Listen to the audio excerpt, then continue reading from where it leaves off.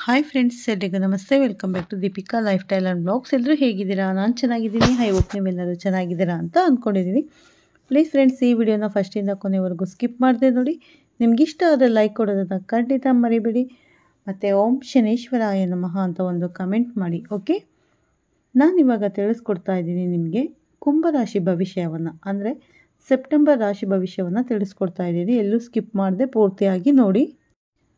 ಕುಂಭರಾಶಿಯ September ತಿಂಗಳ ಫಲಾನುಫಲ ಹೇಗಿದೆ ಎಂದು ತಿಳಿದುಕೊಳ್ಳುವ ಮುನ್ನ ಗ್ರಹಗಳ ಸ್ಥಾನದ ಬಗ್ಗೆ ತಿಳಿಸಿ. ಇದರಿಂದ ಕುಂಭರಾಶಿಯವರಿಗೆ ಏನೆಲ್ಲ ಫಲ ಸಿಗಬಹುದು ಎಂದು ತಿಳಿಯೋಣ ಸ್ನೇಹಿತರೆ. ಮತ್ತೊಂದು ಇಲ್ಲಿ ತಿಳಿಯಬೇಕಾದ ಮುಖ್ಯ ವಿಚಾರ ಏನಂದರೆ, ಬಹಳಷ್ಟು ಜನ ಭವಿಷ್ಯವಾಣಿಯ ಬಗ್ಗೆ ತಪ್ಪು ಮಾಹಿತಿ ಗ್ರಹಿಸಿಕೊಂಡಿದ್ದೀರಿ. ಕಾರಣ, ಬಹಳಷ್ಟು ಮಂದಿ ರಾಶಿ ಭವಿಷ್ಯ ಕೊಂಡು ನಮಗೆ ನೀವು ಹೇಳೋದೆಲ್ಲ ಯಾವುದೂ ನಡೆಯಲ್ಲ, ನೀವು ಹೇಳೋದೆಲ್ಲ ಸುಳ್ಳು ಅಂತೆಲ್ಲ ಬಹಳಷ್ಟು ವಿಡಿಯೋಗಳಲ್ಲಿ ಕಮೆಂಟ್ ಮಾಡಿರುವುದನ್ನು ಕಂಡಿದ್ದೇವೆ ಸ್ನೇಹಿತರೆ.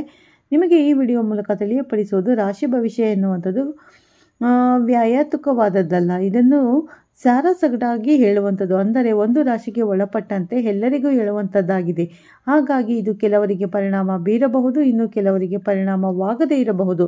ಆದ ಕಾರಣ ನಿಮ್ಮ ಜನ್ಮ ಜಾತಕ ಒಮ್ಮೆ ಪರಿಶೀಲಿಸಿ ರಾಶಿ ಭವಿಷ್ಯ ನೋಡಿ. ಪರಿಹಾರಗಳು ಏನಾದರೂ ಇದ್ದಲ್ಲಿ ಅದನ್ನು ಪರಿಶೀಲಿಸಿಕೊಳ್ಳಿ, ಆಗ ಎಲ್ಲವೂ ಸರಿ ಹೋಗಲಿದೆ ಎಂದು ಹೇಳುತ್ತಾ ಬನ್ನಿ ಈಗ ಗ್ರಹಗಳ ಸ್ಥಾನದ ಬಗ್ಗೆ ನೋಡೋಣ. ಮೊದಲನೆಯದಾಗಿ ಶನಿದೇವ ಮೀನರಾಶಿಯಲ್ಲಿ ವಕ್ರವಾಗಿದ್ದಾರೆ. ಹಾಗೆ ಬುಧ ಗುರುದೇವ ಮತ್ತು ಮಿಥುನ ರಾಶಿಯಲ್ಲಿ ಸ್ಥಿರವಾಗಿದ್ದಾರೆ.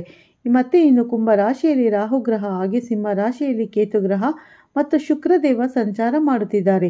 ಅದರಲ್ಲೂ ಶುಕ್ರ ಗ್ರಹದ ವಿಚಾರ ನೀವು ತಿಳಿಯಬೇಕು ಅಂದರೆ, ಈ ತಿಂಗಳು ಅಂದರೆ ಸೆಪ್ಟೆಂಬರ್ ತಿಂಗಳು ಕಟಕ ರಾಶಿಯಿಂದ ಸಿಂಹ ರಾಶಿಗೆ ಶುಕ್ರ ಬರುವಂಥದ್ದಾಗಿದೆ ಕೂಡ. ದಿನಾಂಕ 15/9/2025 ಬರಲಿದ್ದಾರೆ. ಹಾಗೆ ಇನ್ನು ಸೂರ್ಯದೇವರು ಸೆಪ್ಟೆಂಬರ್ 17ನೇ ತಾರೀಕು, ಅಂದರೆ ಇದೇ ಸೆಪ್ಟೆಂಬರ್ 17ನೇ ತಾರೀಕಿನ ನಂತರ ಕನ್ಯಾ ರಾಶಿ ಅಂದರೆ ಬುಧನ ರಾಶಿಗೆ ಬುಧನೊಟ್ಟಿಗೆ, ಅದು ಕೂಡ ಬುಧ ಕೂಡ ಇದೇ ತಿಂಗಳು ತನ್ನ ಸ್ವಂತ ರಾಶಿಗೆ 15ನೇ ತಾರೀಕು ಪ್ರಯಾಣ ಮಾಡ್ತಿದ್ದಾರೆ. ಇನ್ನು ಕುಜಗ್ರಹ 13ನೇ ತಾರೀಕು ತನ್ನ ಶತ್ರು ರಾಶಿಯಾದ ಕನ್ಯಾ ರಾಶಿಯಿಂದ ತುಲಾ ರಾಶಿಗೆ ಪ್ರವೇಶ ಮಾಡಲಿದ್ದಾರೆ. ಹಾಗಿದ್ರೆ ಬನ್ನಿ ಸ್ನೇಹಿತರೆ, ಈ ಗ್ರಹಗಳ ಬದಲಾವಣೆ ಕುಂಭರಾಶಿಯ ಮೇಲೆ ಹೇಗೆ ಪ್ರಭಾವ ಬೀರಲಿದೆ ಎಂದು ತಿಳಿಯೋಣ. ಕುಂಭರಾಶಿಯಲ್ಲಿ ಜನಿಸುವವರಿಗೆ, ಅಂದರೆ ಕುಂಭರಾಶಿಯಲ್ಲಿ ಜನಿಸಿದವರಿಗೆ ಸೆಪ್ಟೆಂಬರ್ ಮಾಸಿಕ ತಿಂಗಳು ಹೇಗಿದೆ ಅಂತ ನೋಡೋದಾದರೆ, ಈ ತಿಂಗಳು ನಿಮಗೆ ಬಹಳಷ್ಟು ಉತ್ತಮ ಫಲಕಾರಿಯನ್ನು ನೀಡಬಹುದು. ಇಡೀ ತಿಂಗಳು ರಾಹು ನಿಮ್ಮ ರಾಶಿಯಲ್ಲಿ ಇರುತ್ತಾನೆ. ವೃತ್ತಿಯ ದೃಷ್ಟಿಕೋನದಿಂದ ನೋಡೋದಾದರೆ ಈ ತಿಂಗಳು ಸಾಧಾರಣವಾಗಿರಬಹುದು. ತಿಂಗಳ ಆರಂಭದಲ್ಲಿ 10ನೇ ಮನೆಯ ಅಧಿಪತಿ 9ನೇ ಮನೆಯಲ್ಲಿ ಇರುತ್ತಾನೆ. ಇದು ಕೆಲಸದ ಸಮಸ್ಯೆಗಳನ್ನು ಸಹ ನಿಮಗೆ ಉಂಟು ಮಾಡಬಹುದು. ಆದರೆ ದ್ವಿತೀಯಾರ್ಧದಲ್ಲಿ ನಿಮಗೆ ಇವೆಲ್ಲವೂ ಸರಿ ಹೋಗುವಂಥ ಸಾಧ್ಯತೆಗಳು ಬಹಳಷ್ಟು ಹೇರಳವಾಗಿದೆ ಅಂತಾನೆ ಹೇಳಬಹುದು. ಇನ್ನು ಈ ತಿಂಗಳು ಕುಂಭ ರಾಶಿಯವರಿಗೆ ವ್ಯವಹಾರದಲ್ಲಿ ಹೇಗಿದೆ ಅಂತ ನೋಡೋದಾದರೆ, ಈ ತಿಂಗಳು ವ್ಯವಹಾರದಲ್ಲಿರುವ ವ್ಯಕ್ತಿಗಳಿಗೆ ತಿಂಗಳ ಆರಂಭವು ಬಹಳಷ್ಟು ಪ್ರಯೋಜನಕಾರಿಯಾಗಿದೆ ಅಂತಾನೆ ಹೇಳಬಹುದು. ಇನ್ನು ಸರ್ಕಾರಿ ವಲಯದಿಂದ ಹೆಚ್ಚಿನ ಸಹಾಯ ಸಹ ಈ ತಿಂಗಳು ನಿಮಗೆ ಸಿಗುವಂಥ ಎಲ್ಲ ಸಾಧ್ಯತೆಗಳು ಇವೆ. ಇನ್ನು ವಿದ್ಯಾರ್ಥಿಗಳಿಗೆ ಹೇಗಿದೆ ಕುಂಭರಾಶಿಯವರಿಗೆ ಈ ತಿಂಗಳು ಅಂತ ನೋಡೋದಾದರೆ, ಸಮೃದ್ಧ ಸಮಯ ಕಾಯುತ್ತಿದೆ.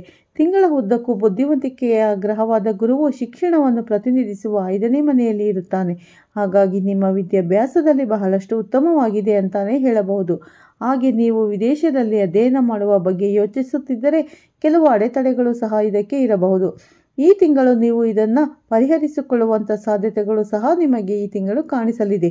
ಈ ತಿಂಗಳು ಕುಟುಂಬ ಜೀವನದ ಬಗ್ಗೆ ನೋಡೋದಾದರೆ, ಕುಟುಂಬ ಜೀವನವು ಸಾಕಷ್ಟು ಸ್ಥಿರವಾಗಿಯೇ ಇರುತ್ತದೆ. ಇನ್ನು ಶನಿಯು ತಿಂಗಳಾದ್ಯಂತ 2ನೇ ಮನೆಯಲ್ಲಿ ಉಳಿಯುತ್ತಾನೆ ಮತ್ತು 4ನೇ ಮನೆಯೊಂದಿಗಿನ ಅದರ ಅಂಶವು ಕುಟುಂಬ ಬಂಧಗಳು ಬಲವಾಗಿ ಉಳಿಯುತ್ತವೆ ಎಂದು ಖಾತರಿಪಡಿಸುತ್ತಿದೆ. ಇನ್ನು ಪ್ರಣಯ ಸಂಬಂಧಗಳಿಗೆ ಬಂದಾಗ ಈ ತಿಂಗಳು ಅನುಕೂಲಕರವಾಗಿಯೇ ಇದೆ. ಇನ್ನು ತಿಂಗಳು ಪೂರ್ತಿ 5ನೇ ಮನೆಯಲ್ಲಿ ಗುರುವಿನ ಉಪಸ್ಥಿತಿಯು ನಿಮ್ಮ ಪ್ರೀತಿಯ ಜೀವನವನ್ನು ಆಶೀರ್ವದಿಸುತ್ತದೆ ಮತ್ತು ನಿಮ್ಮ ಪ್ರಣಯ ಪ್ರಯತ್ನಗಳಿಗೆ ದೈವಿಕ ಸಹಾಯವನ್ನು ಸಹ ನೀಡುತ್ತಿದೆ. ಮತ್ತು ವಿವಾಹಿತರಿಗೆ 7ನೇ ಮನೆಯಲ್ಲಿ ಸೂರ್ಯ ಬುಧ ಕೇತುಗಳ ಪ್ರಭಾವವು ಸ್ವಲ್ಪ ಅಡಚಣೆಗಳನ್ನು ಉಂಟು ಮಾಡುವ ಸಾಧ್ಯತೆಗಳಿದೆ. ಹಾಗಾಗಿ ನೀವು ಈ ವಿಚಾರದಲ್ಲಿ ಬಹಳ ಎಚ್ಚರಿಕೆಯಿಂದ ಇರುವಂಥದ್ದು ಬಹಳ ಮುಖ್ಯ. ಆದರೆ ಸಂಬಂಧವು ನಿಮಗೆ ಈ ತಿಂಗಳು ಸ್ಥಿರವಾಗಿಯೇ ಇರುತ್ತದೆ. ನಿಮ್ಮ ಆರ್ಥಿಕ ಸ್ಥಿತಿಯನ್ನು ನಾವು ಈ ತಿಂಗಳು ನೋಡೋದಾದರೆ, ಅಂದರೆ ಕುಂಭರಾಶಿಯವರ ಸೆಪ್ಟೆಂಬರ್ ತಿಂಗಳ ಆರ್ಥಿಕ ಸ್ಥಿತಿ ನಾವು ನೋಡೋದಾದರೆ, ಗಮನಿಸುವುದಾದರೆ ಈ ತಿಂಗಳು ನಿಮಗೆ ಮಧ್ಯಮವಾಗಿರುತ್ತದೆ. ಅಂದರೆ ಮಧ್ಯಮ ಫಲವನ್ನು ನೀಡುವಂಥ ಸಾಧ್ಯತೆಗಳು ಈ ತಿಂಗಳು ನಿಮಗೆ ಕಾಣಿಸ್ತಿದೆ. ಇನ್ನು ಈ ತಿಂಗಳು ಆರೋಗ್ಯದ ವಿಚಾರದಲ್ಲಿ ನೋಡೋದಾದರೆ ಏರಿಳಿತಗಳನ್ನು ಕಾಣಬಹುದು. ಈ ಗ್ರಹಗಳ ಸಂಯೋಜನೆಯು ಆರೋಗ್ಯದ ತೊಂದರೆಗಳನ್ನು ಉಲ್ಬಣಗೊಳಿಸಬಹುದು. ಮಂಗಳನ ಸ್ಥಳದಿಂದಾಗಿ ಅಪಘಾತಗಳು ಅಥವಾ ದೈಹಿಕ ಗಾಯಗಳು ಅಪಾಯವಿದೆ. ಆದ್ದರಿಂದ ನಿಮ್ಮ ಆರೋಗ್ಯದ ಬಗ್ಗೆ ಮತ್ತು ಸುರಕ್ಷತೆಯ ಬಗ್ಗೆ ತೀವ್ರ ಎಚ್ಚರಿಕೆ ವಹಿಸಬೇಕು. ಬೇರೊಬ್ಬರ ವಾಹನವನ್ನು ಸಹ ಬಳಸುವುದನ್ನು ನೀವು ಅಥವಾ ಚಾಲನೆಯನ್ನು ಮಾಡಬೇಕಾದರೆ ಯಾವುದೇ ಅಪಘಾತಗಳನ್ನು ತಪ್ಪಿಸಲು ತೀವ್ರ ಎಚ್ಚರಿಕೆಯನ್ನು ತೆಗೆದುಕೊಳ್ಳುವಂಥದ್ದು ಬಹಳ ಮುಖ್ಯವಾಗಿದೆ. ಈ ತಿಂಗಳು ನಿಮಗೆ ಇನ್ನು ಪರಿಹಾರವೇನು ಗುರುಗಳೇ ಅಂತ ಕೇಳೋದಾದರೆ, ನೀವು ಶನಿವಾರದಂದು ಶನಿ ಚಾಲಿಸವನ್ನು ಪಠಿಸಬೇಕು ಅಥವಾ ಶಂ ಶನೇಶ್ವರಾಯ ನಮಃ ಎಂದು 11 ಬಾರಿ ಹೇಳಿಕೊಳ್ಳುವುದರಿಂದ ಈ 11 ಬಾರಿ ಹೇಳಿಕೊಳ್ಳುವುದರಿಂದ ಎಲ್ಲವೂ ಒಳಿತಾಗಲಿದೆ. ಇದಿಷ್ಟು ಕುಂಭರಾಶಿಯವರ ಸೆಪ್ಟೆಂಬರ್ ತಿಂಗಳ ರಾಶಿ ಭವಿಷ್ಯ ಫಲಾನುಫಲಗಳಾಗಿತ್ತು. ಹಾಗಿದ್ರೆ ಸ್ನೇಹಿತರೆ, ಈ ವಿಡಿಯೋವನ್ನು ನಿಮ್ಗೆ ಇಷ್ಟ ಆದರೆ ಲೈಕ್ ಮಾಡಿ, ಶೇರ್ ಮಾಡಿ ಅಂತ ಹೇಳ್ತಾ, ಮತ್ತೆ ಹೊಸದಾಗಿ ನೋಡ್ತಾ ಇರೋರು ನಮ್ಮ ಚಾನಲ್ಗೆ ದೀಪಿಕಾ ಲೈಫ್ ಸ್ಟೈಲ್ಗೆ ಕನೆಕ್ಟ್ ಆಗಿ ಅಂತ ಹೇಳ್ತಾ ಇದ್ದೀನಿ. ಮತ್ತು ಪಕ್ಕದಲ್ಲಿರೋ ಬೆಲ್ಲೈಕನನ್ನು ಕೂಡ ಪ್ರೆಸ್ ಮಾಡಿ. ನಾನು ಹಾಕೋ ಪ್ರತಿಯೊಂದು ವಿಡಿಯೋ ಕೂಡ ನೋಟಿಫಿಕೇಷನ್ಗೆ ಬರುತ್ತೆ. ನೋಡಿದ್ರಲ್ಲ, ಕುಂಭರಾಶಿಯವರ ಸೆಪ್ಟೆಂಬರ್ ರಾಶಿ ಭವಿಷ್ಯ ಸಂಪೂರ್ಣವಾಗಿ ತಿಳಿಸಿಕೊಟ್ಟಿದ್ದೇನೆ. ನಿಮಗೆಲ್ಲರಿಗೂ ಇಷ್ಟ ಆಗಿದೆ ಅಂತ ಅನ್ಕೋತೀನಿ. ಈ ರಾಶಿ ಭವಿಷ್ಯ ಇಷ್ಟ ಆಗಿದೆ, ಓಂ ಶಂ ಶನೇಶ್ವರಾಯ ನಮಃ ಅಂತ ಕಮೆಂಟ್ ಮಾಡಿ. ಮತ್ತೆ ನಾನು ಪ್ರತಿದಿನ ರಾಶಿ ಭವಿಷ್ಯವನ್ನು ತಿಳಿಸ್ಕೊಡ್ತೀನಿ. ಹೊಸದಾಗಿ ನೋಡ್ತಾ ಇರೋರು ನಿಮ್ಮ ಹೆಸರು ಮತ್ತು ರಾಶಿಯನ್ನು ತಿಳಿಸಿದ್ರೆ ಆ ರಾಶಿ ಬಗ್ಗೆ ಸಂಪೂರ್ಣ ಮಾಹಿತಿಯನ್ನು ನಾನು ನಮ್ಮ ವಿಡಿಯೋದಲ್ಲಿ ಶೇರ್ ಮಾಡ್ತೀನಿ. ಸ್ನೇಹಿತರೆ, ಯಾರೆಲ್ಲ ಇನ್ನೂ ಸಬ್ಸ್ಕ್ರೈಬ್ ಆಗದೆ ವಿಡಿಯೋನ ವಾಚ್ ಮಾಡ್ತಾ ಇದ್ದೀರಾ, ಈ ಕೂಡಲೇ ಸಬ್ಸ್ಕ್ರೈಬ್ ಆಗಿ ಅಂತ ಕೇಳ್ಕೊತೀನಿ. ಮತ್ತು ಪಕ್ಕದಲ್ಲಿರೋ ಬೆಲ್ಲೈಕನ್ ಕೂಡ ಪ್ರೆಸ್ ಮಾಡಿ. ನಾನು ಹಾಕೋ ಪ್ರತಿಯೊಂದು ವಿಡಿಯೋ ಕೂಡ ನೋಟಿಫಿಕೇಷನ್ಗೆ ಬರುತ್ತೆ, ತಕ್ಷಣ ನೋಡ್ಬೋದು.